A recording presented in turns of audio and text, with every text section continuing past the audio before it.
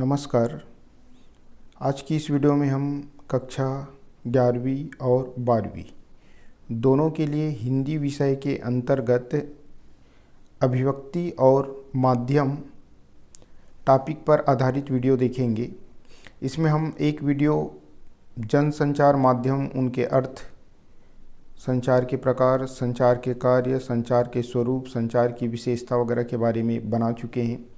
यहाँ पे जो दूसरा वीडियो बन रहा है वो संचार के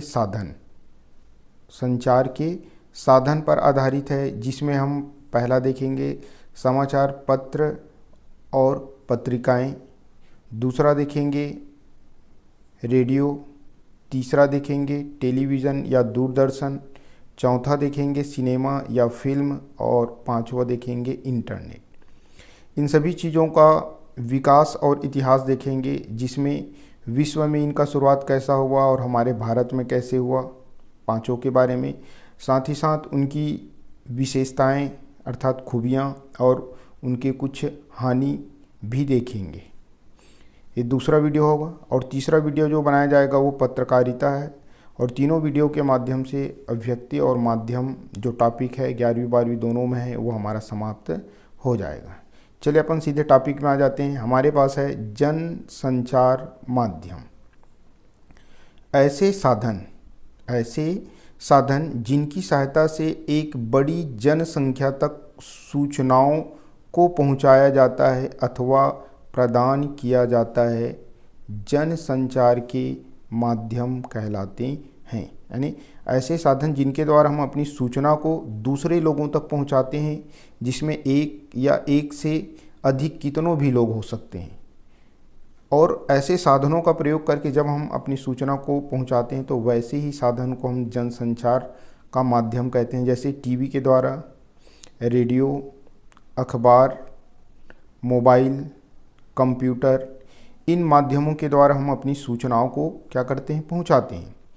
इन माध्यमों को जनसंचार का आधुनिक माध्यम भी कहते हैं। जैसे रेडियो है, टेलीविज़न है, मोबाइल है, कंप्यूटर है, अखबार है, इसको आधुनिक माध्यम भी कहा जाता है। जनसंचार के आधुनिक माध्यमों को 3 भागों में बांटा गया है।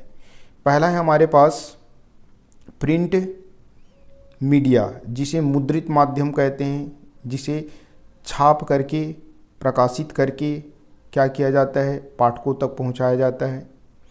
दूसरा है इलेक्ट्रॉनिक माध्यम, जो सबसे फेमस माध्यम है। और तीसरा है सोशल मीडिया। और ये सोशल मीडिया जो है इलेक्ट्रॉनिक माध्यम में ही समाहित हो जाता है, क्योंकि विद्युत के द्वारा चलने वाले माध्यम में भी ये सोशल मीडिया ही आता है। इसलिए ये संक्षिप्त इनका प्रकार हुआ। अब देखते हैं इनका डिटेल से जनसंचार माध्यम का प्रकार क्या है। यदि हम देखें तो इनके प्रकार के अंतर्गत हमारे पास पहला है परंपरागत या लोक माध्यम। परंपरागत यानी पुराने समय से लोगों के द्वारा जो माध्यम प्रयोग करते आ रहे हैं वो है हमारे पास पुराने ज़माने में। जैसे लेके चलते हैं कौन सा, चित्र। पुराने ज़माने में लोग जब कंदराओं में, गुफाओं में रहते थे, पढ़ना लिखना नहीं जानते थे, तो चित्रों के माध्यम से अपने सूचना को या संदेश को अपने साथियों तक पहुंचाते थे। भित्ति चित्र, मूर्ति कला, जैसे भीमबेटका की जो मूर्ति कला है, या बहुत सारे ऐसे मंदिर हैं जिसकी मूर्ति कला है, वो संगीतों के माध्यम से, नृत्य के माध्यम से, लोक कथाओं के माध्यम से लोग जो है अपनी सूचनाओं को, अपने मन के बातों को दूसरे तक पहुंचाते थे। तो पहला क्या हुआ, परंपरागत माध्यम, जिसे लोक माध्यम भी कहते हैं। दूसरा है हमारे पास आधुनिक जनसंचार माध्यम, यानी वर्तमान में जो संचार माध्यम हम उपयोग करते हैं, इनके मुख्यतः 3 प्रकार है। कितने प्रकार है, 3। पहला है डाक तार माध्यम, दूसरा है प्रिंट या मुद्रण माध्यम, तीसरा है इलेक्ट्रॉनिक माध्यम। अब ये तीनों के प्रकार को हम यहाँ पे डिटेल से देखेंगे एक एक के बारे में। तो पहला है हमारे पास डाक तार माध्यम, दूसरा होगा है प्रिंट या मुद्रण माध्यम, जिसके अंतर्गत क्या क्या आएगा, समाचार पत्र, पत्रिकाएं, पुस्तकें, इश्तिहार। इलेक्ट्रॉनिक माध्यम के 3 प्रकार होते हैं। इसके भी कितने प्रकार होते हैं, 3। पहला श्रव्य माध्यम, श्रव्य यानी सुनना, जैसे रेडियो, टेलीफोन, मोबाइल, ट्रांसमीटर। दूसरा है कौन सा माध्यम, दृश्य माध्यम, विजुअल यानी जिसे हम देख सकते हैं, internet, computer, fax, pager, teleprinter. दृश्य श्रव्य माध्यम यानी दोनों के रूप में, उसको देख भी सकते हैं और सुन भी सकते हैं। टेलीविज़न जिसे हम दूरदर्शन भी कहते हैं, सिनेमा या फिल्म जिसे हम देख भी सकते हैं और सुन भी सकते हैं। तो यहाँ पे अपने को जिसके बारे में डिटेल अध्ययन करना है वो अपन देख लेते हैं। पहला है हमारे पास समाचार पत्र एवं पत्रिकाएं, दोनों को एक साथ लेंगे। दूसरा है हमारा रेडियो, तीसरा है टेलीविज़न, चौथा सिनेमा और पांचवा इंटरनेट। इनके बारे में अब एक एक कर, इसमें अपन है हमारे पास पहला डाक तार माध्यम। इसमें एक प्रश्न बनता है कि आधुनिक युग का सबसे पुराना संचार माध्यम क्या है। तो आधुनिक युग का सबसे पुराना संचार माध्यम बोला जाए तो क्या आएगा हमारे पास, डाक तार माध्यम। दूसरा इनका है हमारे पास प्रिंट मीडिया, जिसे प्रिंट या मुद्रण माध्यम भी कहते हैं। छपाई वाले संचार माध्यमों को प्रिंट माध्यम या मुद्रण माध्यम कहते हैं। इसके अंतर्गत क्या क्या आता है, समाचार पत्र, पत्रिकाएं, पुस्तकें और इश्तिहार इसके अंतर्गत आते हैं। तो यहाँ पे एक और प्रश्न, अच्छा ही प्रश्न है, देख लेते हैं क्या बनेगा कि लोकतंत्र का चौथा स्तंभ किसे कहते हैं। तो लोकतंत्र का चौथा स्तंभ प्रिंट मीडिया या जिसे हम प्रिंट या मुद्रण माध्यम कहते हैं, इनको कहा जाता है लोकतंत्र का चौथा स्तंभ। ये इम्पॉर्टेंट क्वेश्चन बनेगा। इसके अतिरिक्त ये चौथा है तो तीन और होंगे। तो लोकतंत्र का तीन और जो स्तंभ है उनमें से पहला है विधान पालिका, दूसरा कार्यपालिका और तीसरा न्यायपालिका। जबकि चौथा के रूप में किसको माना जाता है, प्रिंट मीडिया को। अब प्रिंट मीडिया यानी मुद्रण माध्यम, जिसे हम क्या बोलते हैं, छपाई वाले संचार माध्यम कहते हैं। अब कोई चीज़ जो है मुद्रण हो रहा है यानी उनकी छपाई के आविष्कार से रिलेटेड होगा। छपाई करने के लिए क्या ज़रूरी है, छापा खाना। छापा खाना यानी प्रेस का आविष्कार को समझना पड़ेगा। और प्रेस में जो कागज़ उपयोग किए जाते हैं उन कागज़ के आविष्कार को भी समझना पड़ेगा। तो इतने को पहले हमको समझना पड़ेगा, तब हम जाके देखेंगे कि समाचार पत्र और पत्रिकाएं क्या है। तो यहाँ पे देख लेते हैं किसके अंतर्गत, प्रिंट मीडिया, छापा खाना के अंतर्गत विश्व में पहले कागज़ का आविष्कार कैसे और किस प्रकार से हुआ। तो कागज़ का आविष्कार हुआ सन 105, सन 105 साई लून नामक जो चीनी व्यक्ति था उनके द्वारा कागज़ का आविष्कार किया गया। इन्होंने विभिन्न पत्तों को, पेड़ों के छालों को कूटकर कागज़ बनाया था। उसके बाद है सन 770 जापान में जो बौद्ध भिक्षुक थे उन बौद्ध भिक्षुकों के द्वारा मलबरी नामक एक वृक्ष था, इस वृक्ष की छाल से कागज़ इन लोगों के द्वारा बनाया गया। यानी विश्व में पहले कागज़ बना। कागज़ बनने के बाद में छपाई मशीन यानी प्रेस का आविष्कार हुआ, तब प्रिंटिंग चालू हुआ। अब देखते हैं हमारे पास किसके बारे में, मुद्रण या छापा खाना का आविष्कार विश्व में किस प्रकार हुआ। तो छापा खाना का आविष्कार करने वाले व्यक्ति का नाम है गुटेनबर्ग। क्या नाम है, गुटेनबर्ग, जो जर्मनी का निवासी था। इन्होंने चल टाइपिंग का आविष्कार किया सन 1400 से 1468 के बीच। लेकिन अधिकांश पुस्तकों में आपको पढ़ने के लिए मिलेगा कि जर्मनी के गुटेनबर्ग ने 1450 में छापा खाना का आविष्कार किया था। तो इसी को ही केयर कर लेंगे। और जब छापा खाना का आविष्कार हुआ, कागज़ का आविष्कार हुआ, तो दुनिया में सबसे पहले छपाई करने वाली जो पुस्तक था उस पुस्तक का नाम था बाइबिल यानी ईसाइयों का धर्म ग्रंथ है, जिसकी छपाई सर्वप्रथम किया गया था। ये याद रखोगे, दुनिया में सबसे पहले छपाई होने वाली पुस्तक का नाम क्या है, बाइबिल।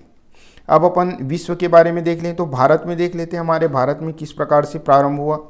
तो भारत में सन 1556 गोवा में पुर्तगालियों के पादरियों के द्वारा पहली पुस्तक छापी गई ईसाई धर्म के प्रचार के लिए। यानी जो हमारे गोवा में पुर्तगाल के लोग आकर व्यापार करते थे, वो लोग कब्जा कर लिए थे जैसे अंग्रेज़ों ने किया था। तो उन्हीं लोगों के द्वारा 1556 में गोवा में क्या किया गया, पुस्तक की प्रिंटिंग की गई, वो भी धर्म के प्रचार के लिए, भारत में पहली हुआ। उसके बाद सन 1684 मुंबई में, सन 1684 मुंबई में किसने पुस्तक छापी? तो ईस्ट इंडिया कंपनी, जो अंग्रेज़ों की कंपनी जो भारत में आके व्यापार किया था, उन लोगों ने 1684 में मुंबई में एक पुस्तक छापी, वो भी स्वयं के लिए थे, पूरे भारतवर्ष के लोगों के लिए, बल्कि स्वयं के लिए छापना उन लोगों ने प्रारंभ किया था। अब पूरे भारतवर्ष के लोगों के लिए छापाखाना कब खुला? तो ये होगा हमारे पास 1780 में क्या हुआ? आधुनिक भारत में प्रेस का प्रारंभ हुआ, यानी हमारे देश में प्रेस का प्रारंभ हुआ, छापाखाना का प्रारंभ हुआ। भारत में पहला छापाखाना 1780 में खुला, ये याद रखेंगे, ठीक है। उसके बाद अपन देखते हैं, अब एक एक को लेके चलते हैं। पहला है हमारे पास समाचार पत्र एवं पत्रिकाएं, इन दोनों के बारे में देखते हैं। तो जनसंचार का सबसे पहला महत्वपूर्ण सर्वाधिक विस्तृत माध्यम है समाचार पत्र पत्रिका, जो है हमारे जनसंचार माध्यम का सबसे पहला महत्वपूर्ण और सर्वाधिक विस्तृत माध्यम है। जनसंचार माध्यम का सबसे मजबूत कड़ी समाचार पत्र पत्रिका को ही कहा जाता है, और इसी समाचार पत्र पत्रिका से ही पत्रकारिता शब्द का प्रारंभ हुआ। यहाँ पे प्रश्न बनता है कि पत्रकारिता शब्द का प्रारंभ कहाँ से हुआ? तो आप क्या बोलोगे? समाचार पत्र और पत्रिकाएं। अब इनके विकास के बारे में देखते हैं, विकास और इतिहास। तो विश्व में अगर हम देखें तो दुनिया में अखबारी पत्रकारिता को अस्तित्व में 400 साल हो गए, ठीक है। समाचार पत्र पत्रिका प्रारंभ हुए पूरे विश्व में 400 साल हो चुके हैं। मुद्रण या छापाखाना का जब आविष्कार किया गया था गुटेनबर्ग के द्वारा 1450 में, जो जर्मनी का निवासी था, तो छापाखाना खुला। उसके बाद ये हमारे देश में, डबल रिपीट कर रहा हूँ, इससे पहले इनको और देख चुके हैं, 1556 गोवा में हमारे देश में शुरुआत हुआ। ईस्ट इंडिया कंपनी यानी अंग्रेज़ों के द्वारा 1684 में मुंबई में प्रारंभ किया गया था। जबकि हमारे देश के लोगों के लिए कब प्रारंभ हुआ? 1780 में, यानी भारत में पहला छापाखाना खुला, यानी आधुनिक भारत में प्रेस का प्रारंभ जो है कब हुआ? 1780 में हुआ, ये याद रखोगे। जब हमारे देश में छापाखाना का प्रारंभ हुआ तो कौन सी चीज़ पहली छपा? तो एक समाचार पत्र है जिसका नाम है बंगाल गजट, याद रखोगे। समाचार पत्र का नाम क्या है? बंगाल गजट, जिसका प्रकाशन सन 1780 में हुआ। भारत का प्रथम साप्ताहिक समाचार पत्र था, भारत का प्रथम साप्ताहिक समाचार पत्र था। भारत का प्रथम अंग्रेजी साप्ताहिक समाचार था, यानी कहने का अर्थ ये है कि इसको अंग्रेजी भाषा में क्या किया गया था? प्रकाशित किया गया था, ये हिंदी का नहीं था। और इसका छपाई कब प्रारंभ हुआ? 1780 में, यहीं पे अपन देखें 1780। संपादक का नाम क्या था? James August Hicky. कहाँ छपाई हुआ? कोलकाता में। किस प्रकार का पत्र है? साप्ताहिक। तो इसमें प्रश्न बनाएगा कि भारत में छापाखाना कब प्रारंभ हुआ? तो कब प्रारंभ हुआ? 1780। कब प्रारंभ हुआ? तो बोलोगे क्या? 1780। कौन से समाचार भारत का पहला समाचार पत्र है? तो आप बोलोगे बंगाल गजट, ठीक है। किस भाषा में छपा? तो अंग्रेजी में। कहाँ से छपा? तो कोलकाता। संपादक का नाम क्या था? तो जेम्स ऑगस्ट हिक्की, और एक साप्ताहिक पत्रिका थे। ऐसे हर एक लाइन अपने आप में एक प्रश्न बनता है।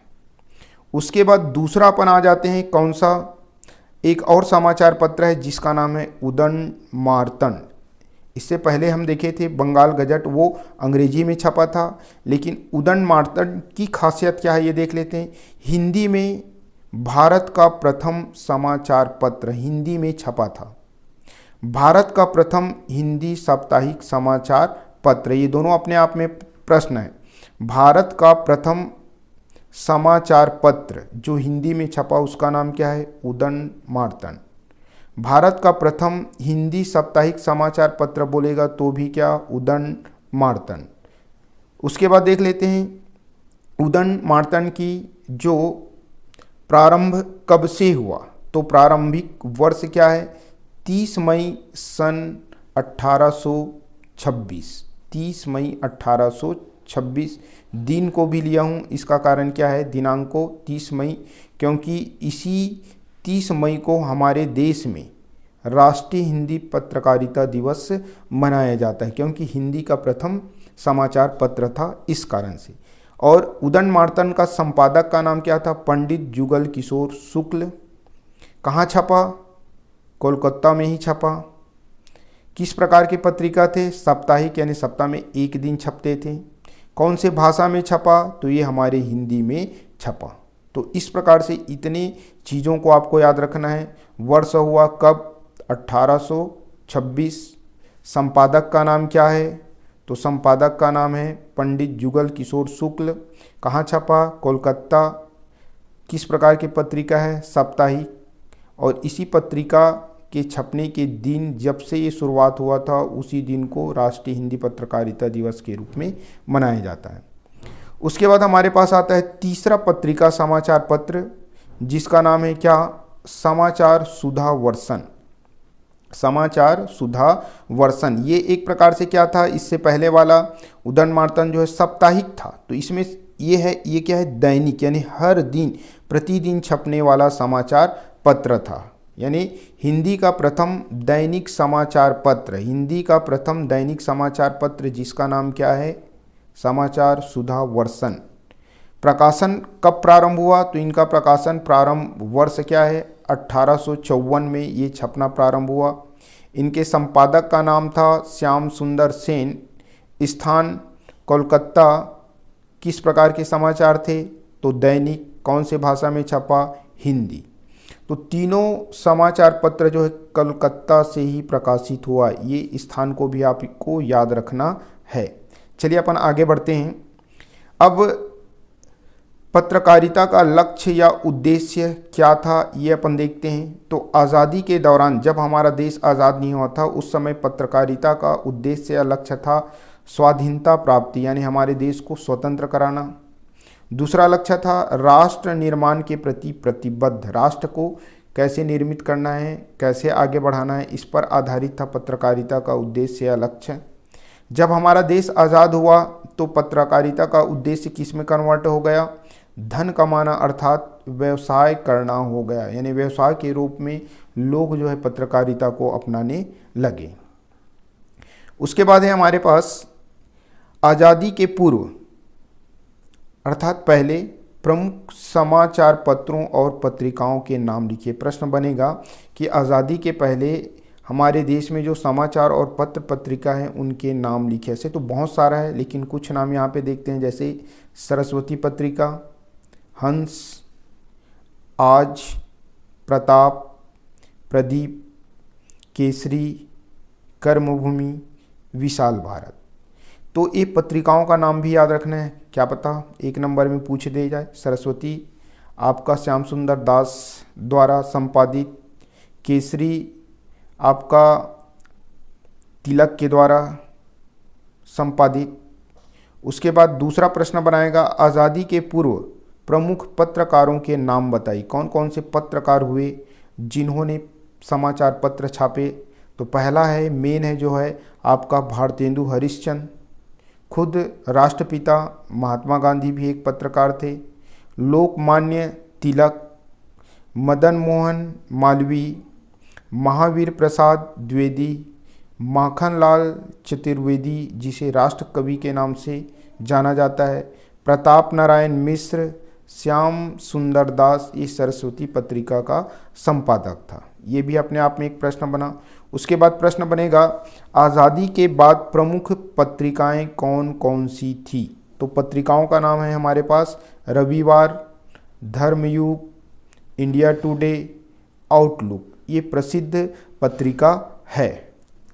उसके बाद है हिंदी में प्रकाशित होने वाले राष्ट्रीय समाचार पत्र या दैनिक समाचार का नाम लिखिए। हिंदी में जो प्रकाशित होता है पूरे राष्ट्र स्तर पे वो समाचार पत्र जो दैनिक यानी प्रतिदिन प्रकाशित होता है, तो नाम क्या है? दैनिक भास्कर, इनको आप सभी जानते हैं। Dainik Jagran, Navbharat times, Hindustan times, Amar Ujala. भास्कर में 2 है आपके पास, दैनिक में 2 है, दैनिक भास्कर और दैनिक जागरण। टाइम्स में भी हमारे पास 2 हो गया, एक है नवभारत टाइम्स और दूसरा हिंदुस्तान टाइम्स, और एक अतिरिक्त है हमारे पास क्या? अमर उजाला। समाचार केंद्रित पत्रिकाएं यानी समाचार पर ही आधारित जो पत्रिका है उसका नाम क्या है? इंडिया टुडे और आउटलुक।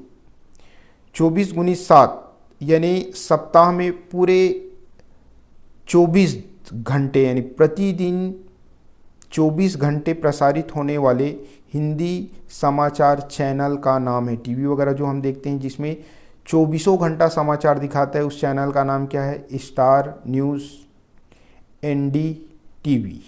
ठीक है, एक स्टार न्यूज़, दूसरा NDTV, आज तक भी है, आज तक,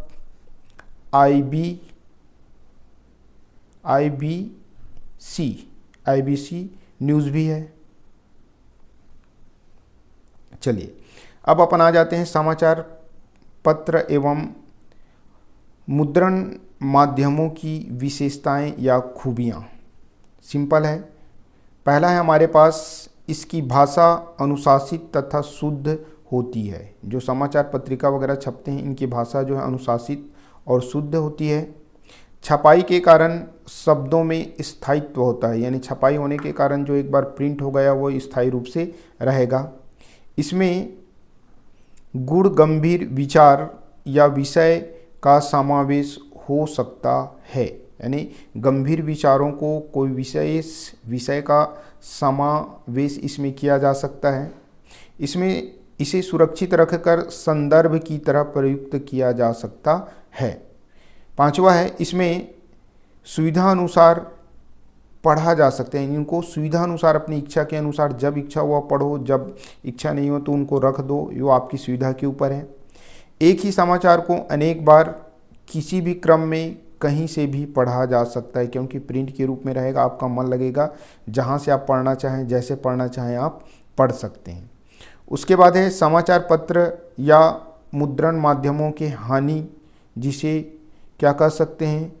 कमियां। एक खूबी शब्द नहीं बल्कि क्या है? कमियां हैं। तो क्या हो जाएगा? पहला, पठन पाठन से संबंधित है, जिसके कारण से निरक्षरों के लिए ये क्या है? बेकार है। जिनको अक्षर का ज्ञान नहीं है, जो साक्षर नहीं है, उन लोगों के लिए क्या है? एक प्रकार से बेकार है। दूसरा है घटना की तुरंत जानकारी इसमें नहीं मिलता। जो घटना घटित हो रहा है तुरंत जानकारी हमको नहीं मिलता है, क्योंकि ये प्रिंट होकर रात में प्रिंट होता है और सुबह जो है वितरित होता है। तीसरा है लेखक और पाठक वर्ग केवल अपनी शैक्षणिक ज्ञान के अंतर्गत लिख सकते हैं, यानी जिस लेखक का ज्ञान जिस विषय में है उससे रिलेटेड चीज़ों को वो अच्छे से लिख सकता है, अन्य विषय पर उतना अच्छा से नहीं लिख सकता। चलिए अपन आ जाते हैं इलेक्ट्रॉनिक माध्यम, यानी तीसरा जो प्रकार देखे थे हम उसमें क्या है? इलेक्ट्रॉनिक मीडिया, इलेक्ट्रॉनिक संचार माध्यम। पहले इनकी परिभाषा लिखते हैं। जिस संचार में इलेक्ट्रॉनिक उपकरणों या यंत्रों का सहारा लिया जाता है उसे इलेक्ट्रॉनिक माध्यम कहते हैं।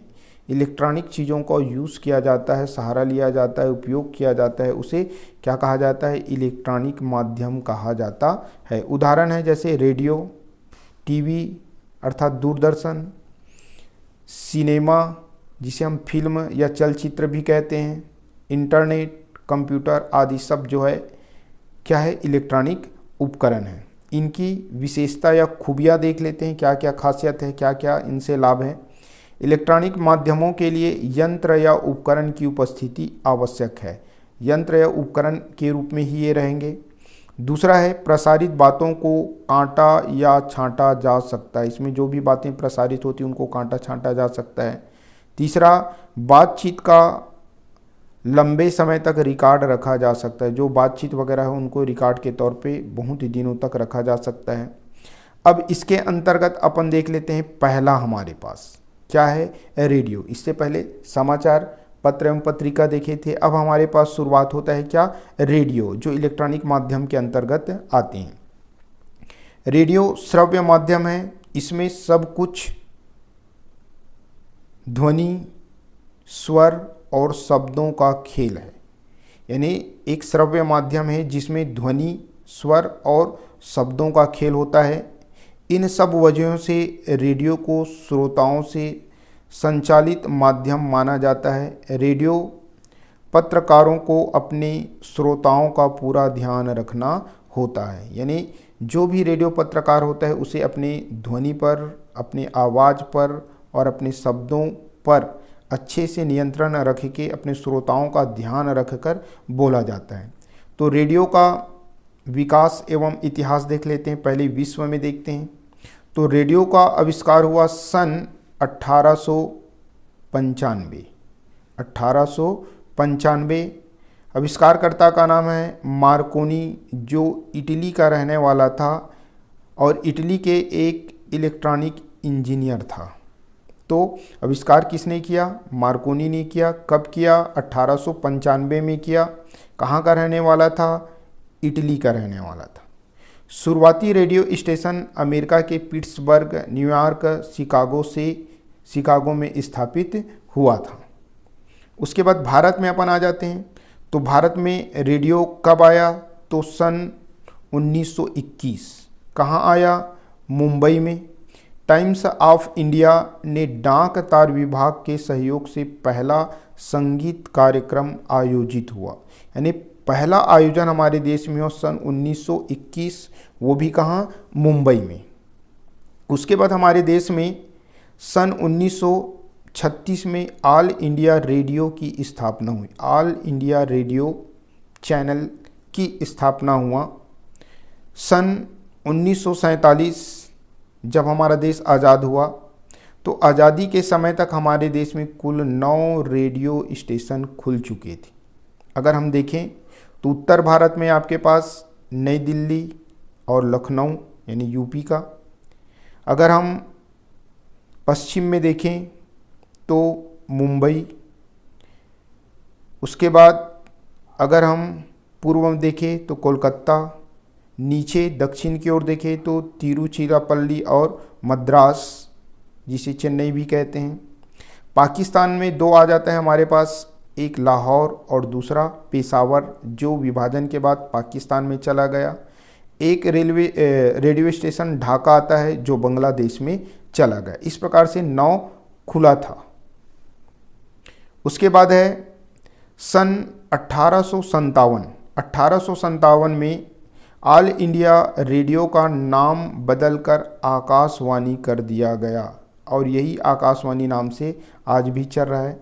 वर्तमान में ये आकाशवाणी हमारे देश की 24 भाषाओं 146 बोलियों में अपना कार्यक्रम प्रस्तुत करता है और यह हमारे देश के सर्वाधिक आबादी यानी 96% लोगों के पहुंच में है। मायने रखता है कि देश का 96% लोग जो है रेडियो आज भी सुनना पसंद करते हैं। उसके बाद है सन 1993 FM रेडियो। FM रेडियो जिसे क्या बोला जाए, F यानी फ्रीक्वेंसी, M यानी मॉड्यूलेशन की हमारे देश में क्या हुआ, शुरुआत हुआ। सन 1997 में रेडियो और टेलीविज़न केंद्र सरकार के नियंत्रण में था। यानी जो केंद्र सरकार है उसके नियंत्रण में रेडियो और टेलीविज़न दोनों था। वर्तमान में रेडियो, FM रेडियो और टेलीविज़न यानी तीनों, रेडियो भी, FM रेडियो भी और टेलीविज़न, ये तीनों जो है प्रसार भारती नामक एक संस्था के अंतर्गत आता है, एक निकाय के अंतर्गत आता है, जो क्या है एक प्रकार से स्वतंत्र है। यानी आपको पूछेगा कि वर्तमान में रेडियो और टेलीविज़न जो है किस संस्था के अंतर्गत आता है, तो आप क्या बोलोगे, प्रसार भारती के अंतर्गत आता है। अब हमारे पास है रेडियो और FM रेडियो की लोकप्रियता का क्या कारण है। तो क्या कारण है, रेडियो सबसे सस्ता साधन है। इसके लिए ना तो दूरदर्शन से जैसे उपकरण की आवश्यकता होती है, ना ही आंखें टिकाकर देखने की। दूरदराज इलाकों में चलते फिरते आंखें बंद करके भी इसका आनंद लिया जा सकता है। यानी कहने का अर्थ क्या है, ये एक ऐसा उपकरण है, सस्ता है, जिसे आंख टिकाकर देखने की ज़रूरत नहीं है। लोग जो है आंख बंद करके भी ये दूर दराज इलाकों में भी इनका आनंद ले सकते हैं। जब से एफएम रेडियो का उद्भव हुआ और निजी चैनल अस्तित्व में आए, तब से शहरी क्षेत्र के लोग भी इनका उपयोग करने लगे। यानी शहरी क्षेत्र में भी रेडियो जो है लोकप्रिय होने लगे।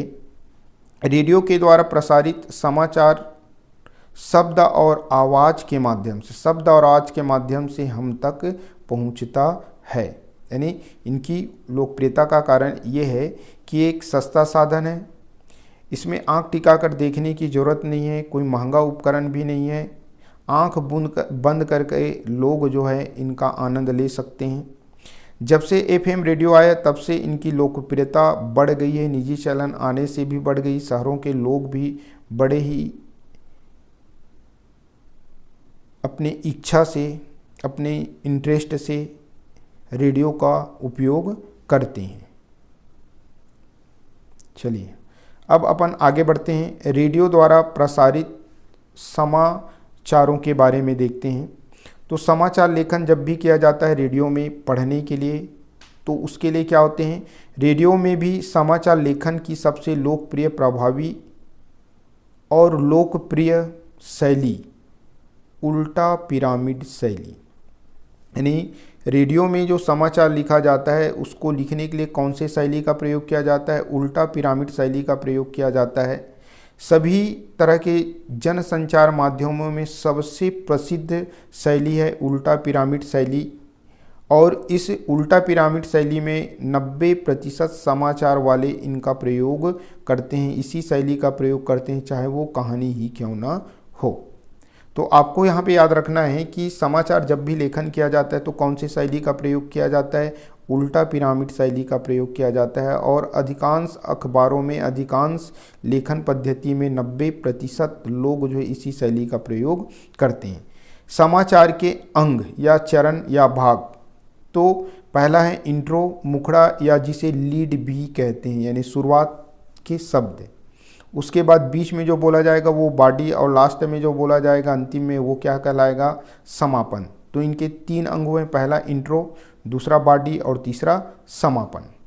समाचार लेखन की बुनियादी बातें, समाचार लिखते समय किन किन चीज़ों को विशेष ध्यान देना है, तो पहला है साफ सुथरी और टाइप्ड कॉपी, साफ सुथरी और टाइप्ड कॉपी।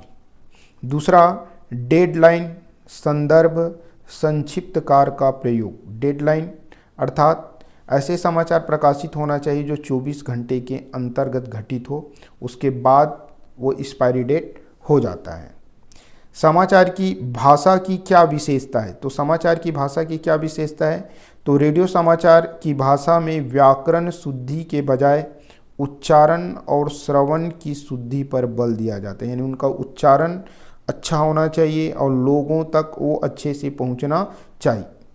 कैसे भाषा का प्रयोग किया जाना चाहिए, तो आम बोलचाल के शब्दों में हो, यानी आम लोग जो उपयोग करते हैं ऐसे शब्दों का प्रयोग किया जाना चाहिए। वाक्य जो है छोटे, सीधे और स्पष्ट हो। चलिए आगे देखते हैं रेडियो और श्रव्य माध्यमों की विशेषताएं। क्या विशेषता है, पहला यह है कि साक्षर और निरक्षर सभी इनका उपयोग कर सकते हैं, सभी इनका आनंद ले सकते हैं। इसमें ध्वनि, स्वर और शब्दों पर जोर दिया जाता है, ये इनकी विशेषता है। समाचार की कॉपी साफ सुथरी एवं टंकित होना चाहिए ताकि पढ़ने वाले को आसानी हो। समाचार वादक की उच्चारण, श्रवण की शुद्धता पर बल दिया जाता है। पिछड़ी क्षेत्रों में संचार का एक शक्तिशाली माध्यम है। जितने भी पिछड़े क्षेत्रों में वहाँ पर भी ये रेडियो आसानी से चल जाता है। उसके बाद इनके कुछ खामियां, हानि या कमियां देखते हैं। पहला क्या है, दृश्य सुविधा का अभाव, यानी हम इसमें कोई चीज़ देख नहीं सकते, तो दृश्य सुविधा का अभाव है, सही है। इसमें समाचार सुनते ही विलीन हो जाते हैं, जो भी समाचार सुनते हैं सुनने के बाद वो गायब हो जाता है, डबल उनको सुनने का अवसर हमको नहीं मिलता। श्रवण दोषित, लाभ से वंचित, यानी जो लोग सुनने के दोष उनके अंदर है, यानी जैसे कोई बहरा है, ऐसे लोग इनका लाभ नहीं ले सकते। जानकारी दोबारा प्राप्त नहीं किया जा सकता। आगे देखते हैं, पूरा रेडियो के बारे में हो गया। अब हमारे पास आता है टेलीविज़न अर्थात दूरदर्शन। ठीक है, टेलीविज़न जनसंचार का सबसे लोकप्रिय और ताकतवर माध्यम बन गया है। सबसे लोकप्रिय और ताकतवर माध्यम है। यह सूचना से अधिक मनोरंजन का माध्यम बना है। सूचना के बजाय मनोरंजन के लिए लोग ज़्यादा इनका उपयोग करते हैं। इसमें शब्द, ध्वनि और दृश्यों तीनों का आनंद लोग जो है, दर्शक जो है, ले सकते हैं। विकास और इतिहास देखते हैं। विश्व में टेलीविज़न का आविष्कार किसने किया, तो सन 1927 जॉन बियर्ड, जो इंग्लैंड का निवासी था। तो टेलीविज़न का आविष्कार किसने किया, जॉन बियर्ड ने किया। कब किया, 1927 में किया। कहाँ का निवासी था, तो वो इंग्लैंड का निवासी था। सन 1936 में इंग्लैंड अर्थात ब्रिटेन ने BBC, इंग्लैंड के BBC ने सर्वप्रथम टेलीविज़न सेवा की शुरुआत की थी। अब भारत में देखते हैं कब हुआ, 15 सितंबर सन 1959। 15 सितंबर सन 1959 भारत में टेलीविज़न की शुरुआत यूनेस्को की एक शैक्षणिक कार्यक्रम या परियोजना के तहत हुई। दिल्ली के आसपास के एक गांव में 2 टीवी सेट लगाए गए, जिसे 200 लोगों ने देखा।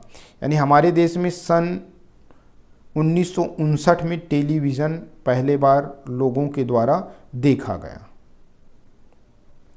उसके बाद है सन 1965, स्वतंत्रता दिवस से भारत में विधिवत टीवी सेवा प्रारंभ हुआ। हमारे देश में विधिवत टीवी जो है प्रसारित होना प्रारंभ हुआ। कब हुआ, 1965 में। सन 1975 में हमारे देश में 7 नगरों में टीवी सेंटर खुल गए थे।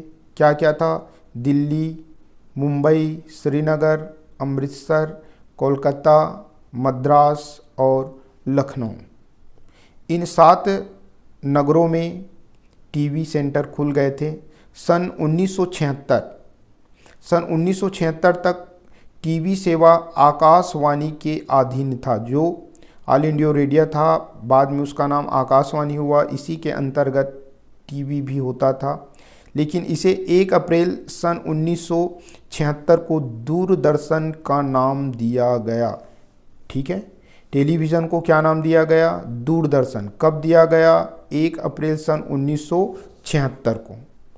सन 1984 दूरदर्शन की रजत जयंती मनाई गई, यानी इनको 25 साल हो गया ऐसे करके। सन 1993 GTV स्टार टीवी के बीच अनुबंध हुआ। इसके बाद जी न्यूज़ और स्टार न्यूज़ नामक स्वतंत्र चैनल आए। यानी GTV और स्टार टीवी के बीच अनुबंध होने के बाद 2 फेमस यानी स्वतंत्र चैनल आए। पहला है जी न्यूज़, जो आज भी चल रहा है, और दूसरा है स्टार न्यूज़। ये दोनों स्वतंत्र चैनल आए। इसके बाद हमारे देश में निजी चैनलों का बाढ़ सा आ गया। सन 2000 में आज तक चैनल, जो अभी भी चलता है, ये चैनल निजी चैनल आए। वर्तमान में हमारे देश में लगभग 400 से अधिक निजी चैनल कार्यरत है। उसके बाद आ जाते हैं हमारे पास टेलीविज़न अर्थात दूरदर्शन, जो दृश्य श्रव्य माध्यम है। इनकी खूबियां या विशेषता देखते हैं। जनसंचार का सबसे लोकप्रिय और ताकतवर माध्यम है। ठीक है, शब्द, ध्वनि और दृश्य तीनों के प्रभाव का सम्मिलित आनंद इसमें लिया जा सकता है। लाइव के माध्यम से सजीव प्रसारण होता है, लाइव देख सकते हैं इसमें डायरेक्ट। इसमें ब्रेकिंग न्यूज़ के माध्यम से समाचार को रोचक बनाया जाता है। कम से कम शब्दों में कम से कम शब्दों के माध्यम से अधिक खबर इसमें पहुंचाया जाता है। तो इसमें आप केयर कर लेंगे क्या क्या हो जाएगा। पहला लोकप्रिय ताकतवर माध्यम, दूसरा शब्द ध्वनि और दृश्य तीनों का समावेश होता है। लाइव और ब्रेकिंग न्यूज़ का आनंद इसमें ले सकते हैं। उसके बाद इसके कुछ खामी या हानि वगैरह देख लेते हैं। तो घटनाओं को इसमें क्या किया जाता है, बढ़ा चढ़ा कर दिखाया जाता है। पहला, मानक एवं शिष्ट भाषा का अभाव रहता है, कुछ गलत शब्दों का भी प्रयोग कर दिया जाता है। विज्ञापन की अधिकता, जो भी कार्यक्रम देखते हैं उसमें बहुत ज़्यादा विज्ञापन वगैरह आता है। बाजारूपन को इसमें क्या किया गया है, बढ़ावा दिया गया है। तो इनके कुछ खामियां हुआ। अब अपन आ जाते हैं कि भारत में दूरदर्शन के उद्देश्य, हमारे देश में जो टीवी वगैरह चालू हुआ, दूरदर्शन जो प्रारंभ हुआ, उसका क्या उद्देश्य था। तो हमारे देश के लोगों के अंदर राष्ट्रीय एकता स्थापित करना, दूसरा सामाजिक परिवर्तन, समाज में परिवर्तन लाना, फिर वैज्ञानिक चेतना का विकास करना, लोगों के अंदर वैज्ञानिक बनने के जोश और जुनून पैदा करना, कृषि विकास में सहायता करना, सामाजिक विकास में सहायता करना, पर्यावरण संरक्षण करना, खेल संस्कृति का विकास यानी खेल वगैरह को, संस्कृति वगैरह तो को बढ़ावा देना, दूरदर्शन के माध्यम से सांस्कृतिक धरोहर को प्रोत्साहित करना यानी पुरानी चीज़ें हैं उनको सहेज कर रखने की बातें सिखाना उद्देश्य हो गया। अब अपन देखते हैं कि टीवी के लोकप्रियता के क्या कारण हैं, यानी रेडियो की अपेक्षा टीवी समाचार अधिक लोकप्रिय क्यों हैं। तो रेडियो समाचार केवल सुनी जाती है, जबकि टीवी समाचारों का प्रभाव जो है सुनकर और देखकर ग्रहण किया जा सकता है। इसलिए टीवी समाचार अधिक प्रभावी है, क्योंकि इसको सुनने के साथ साथ देख भी सकते हैं।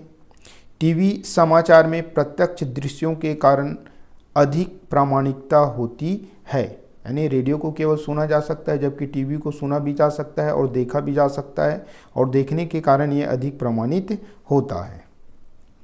उसके बाद देख लेते हैं टीवी खबरों के विभिन्न चरण, यानी टीवी वगैरह देखते हैं तो उसमें कौन कौन से खबरों को किस रूप में आपके पास लाया जाता है, उन चीज़ों को देखते हैं। तो पहला हमारे पास है फ्लैश या ब्रेकिंग न्यूज़, दूसरा ड्राई एंकर, तीसरा फ़ोन इन, चौथा एंकर विजुअल, पांचवा एंकर बाइट, छठवां लाइव, सातवां एंकर पैकेज।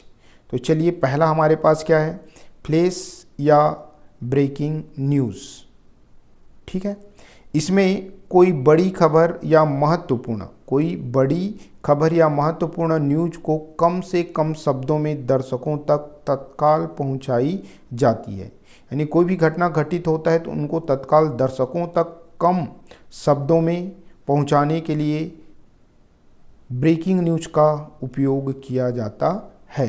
टीवी आप लोग भी देखते हैं, जो ब्रेकिंग न्यूज़ चलता है उसमें खबर को जल्दी से कम शब्दों में दर्शकों तक तत्काल पहुंचाई जाती है। दूसरा है ड्राई एंकर। इसमें एंकर यानी समाचार वादक, जो समाचार वाचन करते हैं, समाचार वाचक। इसमें एंकर खबर के बारे में दर्शकों को शब्दों द्वारा बताता है, दर्शकों को शब्दों द्वारा चैनल में बताता है कि कोई घटना कहाँ, कब, क्या और कैसे हुआ। यह दृश्यों के उपलब्ध होने के पहले की स्थिति है, यानी समाचार एंकर जो है अपने चैनल में खड़े होकर लोगों को, दर्शकों को यह बताता है कि कोई घटना कहाँ, कब, क्या और कैसे घटित हुआ। उनके बताते तक दृश्य उनके पास आ जाए, उनके संवाददाता के माध्यम, तब तक अपने दर्शकों को वो बताते हैं। उसके बाद है फ़ोन इन, यानी एंकर अर्थात समाचार वाचक के द्वारा घटना स्थल पर उपस्थित रिपोर्टर से फ़ोन के द्वारा दी गई जानकारी को फ़ोन इन कहते हैं।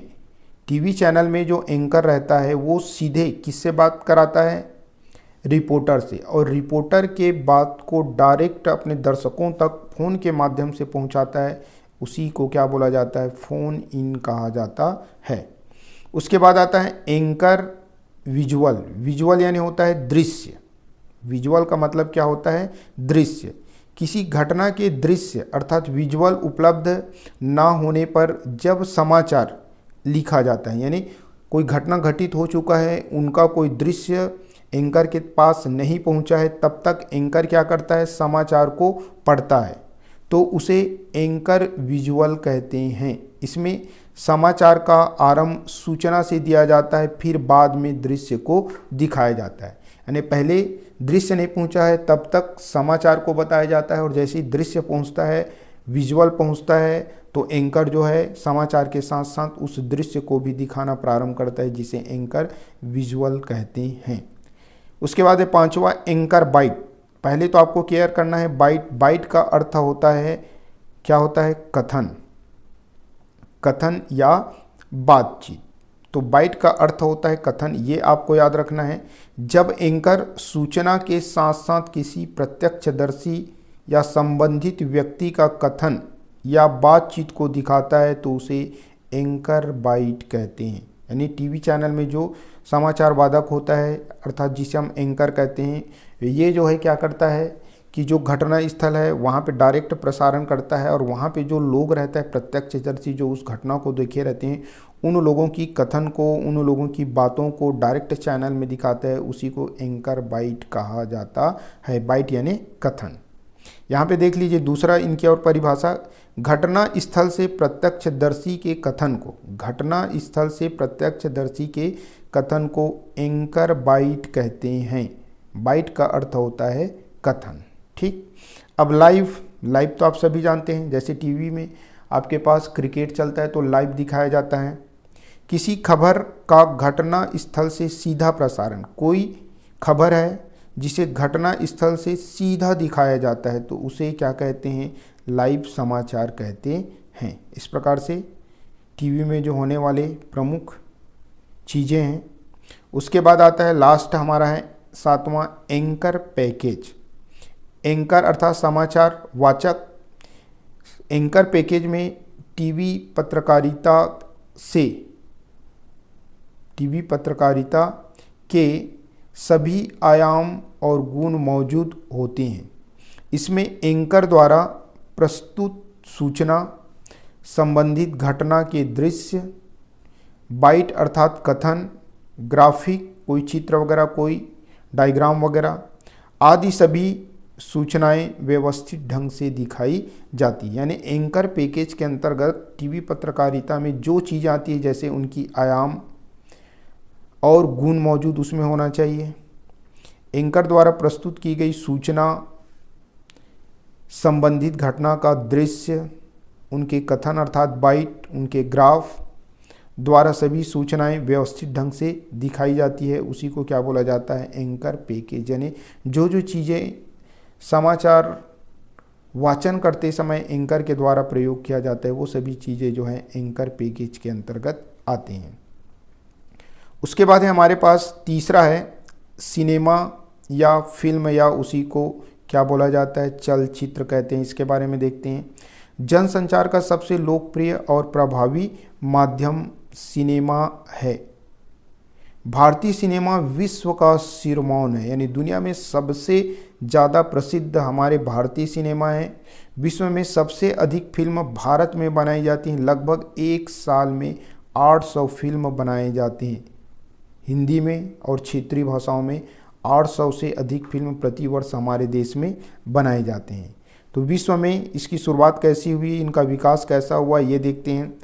तो इनका आविष्कार यानी सिनेमा का आविष्कार किसने किया, सन 1883 Thomas Alva Edison. Thomas Alva Edison जो कहाँ का निवासी था, मेरे ख्याल से ये फ्रांस का निवासी था। ठीक है, थॉमस अल्वा एडिसन को सिनेमा का जनक माना जाता है, आविष्कारक माना जाता है। और यह मिनेस्टिस्कोप की खोज के साथ शुरू हुआ था। ठीक है, तो सिनेमा का आविष्कारक कौन हुआ, थॉमस अल्वा एडिसन 1883। सन 1894 द अराइवल ऑफ ट्रेन विश्व की पहली फिल्म थी जिसे फ्रांस में बनाया गया था। यानी विश्व के पहली फिल्म का नाम क्या है, द अराइवल ऑफ ट्रेन जो फ्रांस में बना। भारत में देखते हैं, भारत में फिल्म की शुरुआत हुआ सन 1913। भारत में पहली जो फिल्म बना मूक फिल्म था, जिसमें शब्द नहीं थे, केवल दृश्य था। उस फिल्म का नाम है राजा हरिश्चंद्र। यानी भारत में फिल्म बना सन 1913।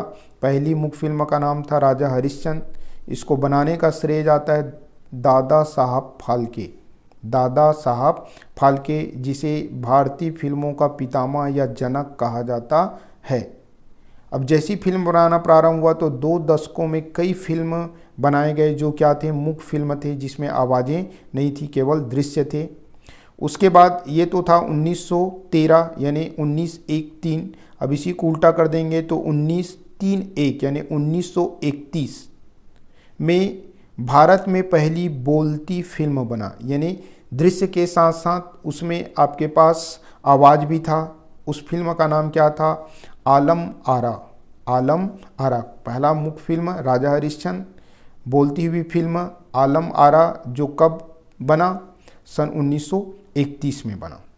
भारत के कुछ प्रसिद्ध फिल्मकारों, फिल्म निर्माताओं के नाम देख लेते हैं। पृथ्वीराज कपूर, गुरुदत्त, सत्यजीत रे, जिसके बारे में आप लोग 11वीं में पढ़े होंगे, श्याम बेनेगल, मृणाल सेन, गोविंद निहलानी, ये प्रसिद्ध हमारे देश के फिल्म निर्माता है।